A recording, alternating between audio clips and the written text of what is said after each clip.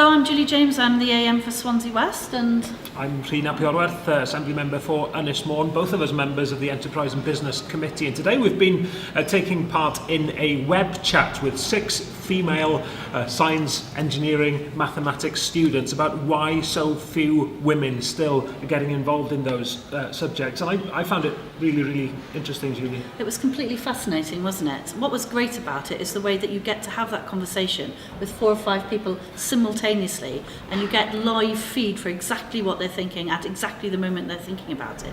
And I think people are a lot more upfront when they've got that kind of facility. Yeah, and you know, evidence sessions can be long, drawn-out things. It was really interesting to take part in a session where questions from us had to be snappy, because we can go on a bit as well at times, but also the answers were really very much to the point, weren't they? They absolutely were, and you got really direct feedback, didn't you? Which sometimes in a formal committee session you get a bit more of a round the houses answer, because it's off-putting, that formal setup, I think. Yeah. This was much more like a conversation. And really interesting things said. I mean, a lot of it, I suppose, we were expecting that there was just not enough encouragement at an early age, either perhaps from teachers, but certainly from careers advisors for young women to consider careers. Absolutely, in STEM I think it was a really good wake-up call for how little things have changed actually since I was at school.